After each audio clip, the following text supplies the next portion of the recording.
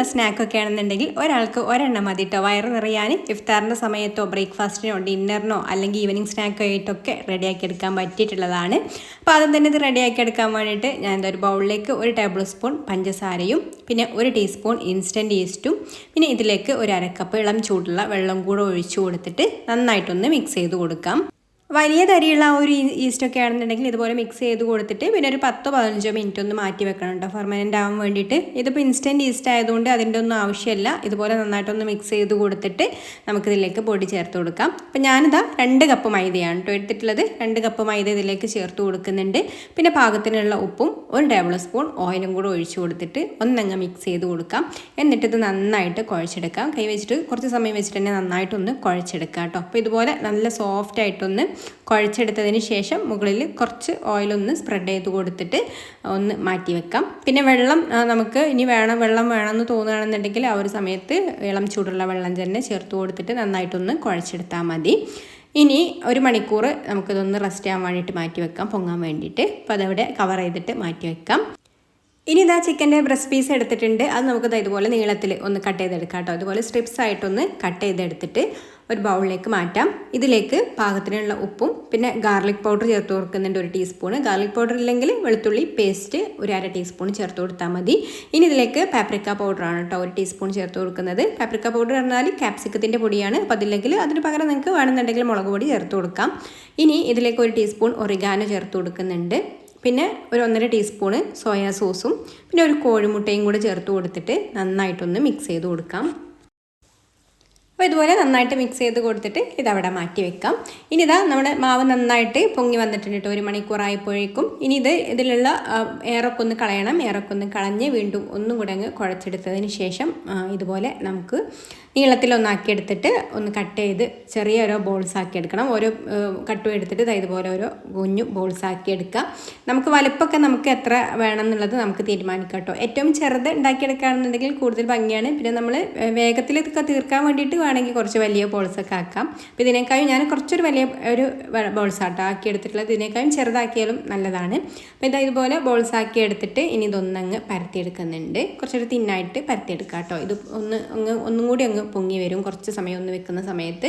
ഇതുപോലെ പരത്തിയെടുത്തിട്ട് പിന്നെ ഒന്ന് ഇതുപോലെ അങ്ങ് ഫോൾഡ് ചെയ്ത് കൊടുക്കാം. ഫോൾഡ് ചെയ്ത് കൊടുത്തിട്ട് മാറ്റി വെക്കാം. എന്നിട്ടൊരു 10 മിനിറ്റ് ഒന്ന് കവർ ചെയ്തിട്ട് മാറ്റി വെക്കാം കേട്ടോ. തുറന്ന് വെക്കരുത്, ഒന്ന് കവർ ചെയ്ത് കൊടുത്തതിന് ശേഷം മാറ്റി വെക്കാം. ഇനി നമ്മൾ പ്രീഹീറ്റ് ചെയ്ത് വെച്ചിട്ടുണ്ട് കേട്ടോ ഓവന്. കൺവെൻഷൻ ഓവന് 180 ഡിഗ്രിയിലാണ് ഞാൻ ബേക്ക് ചെയ്തെടുക്കുന്നത്. അപ്പോൾ ഓവൻ ഇല്ലാത്തവരാണെന്നുണ്ടെങ്കിൽ ഏതെങ്കിലും ഒരു ചൂട് കട്ടിയുള്ള പാത്രം ചൂടാക്കിയിട്ട് അതിലൊരു സ്റ്റാൻഡ് വെച്ച് കൊടുത്തിട്ട് അതിൽ ഒരു സ്റ്റീൽ പ്ലേറ്റോ അലുമിനിയത്തിൻ്റെ തട്ടോ എന്തെങ്കിലും വെച്ച് കൊടുത്തിട്ട് അതിൽ വെച്ചിട്ടും ബേക്ക് ചെയ്തെടുക്കാം കേട്ടോ. ഇനി ഇതെല്ലാം ഇതുപോലെ ഫോൾഡ് ചെയ്ത് വെച്ചിട്ടുണ്ട്. ഇതിൻ്റെ മുകളിലായിട്ട് കുറച്ച് പാലൊന്ന് ബ്രഷ് ചെയ്ത് കൊടുക്കുന്നുണ്ട്.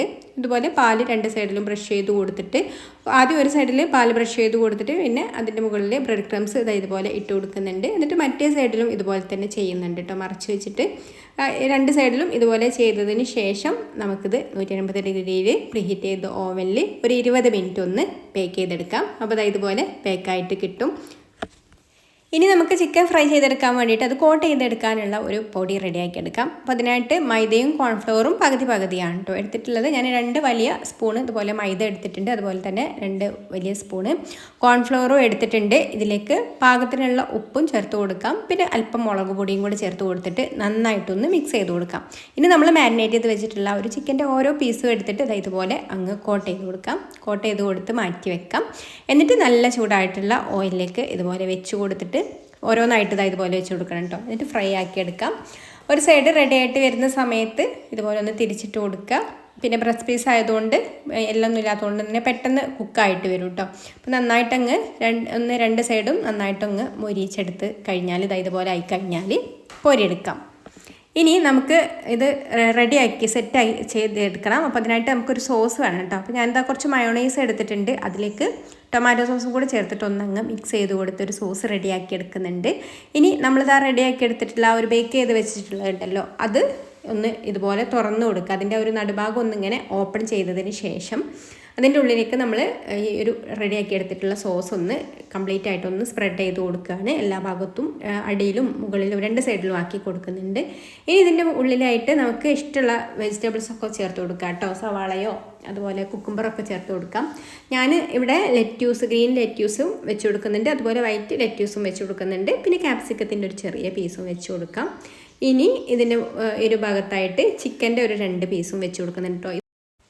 ഇത് കുറച്ച് വലിയ സൈസിലുള്ള ബണ്ണായതുകൊണ്ട് 2 ചിക്കൻ്റെ പീസ് വെച്ച് കൊടുക്കുന്നുണ്ട്. ചെറുതൊക്കെ ആണെന്നുണ്ടെങ്കിൽ ഒരെണ്ണം തന്നെ വെച്ച് കൊടുത്താൽ മതിയാവും.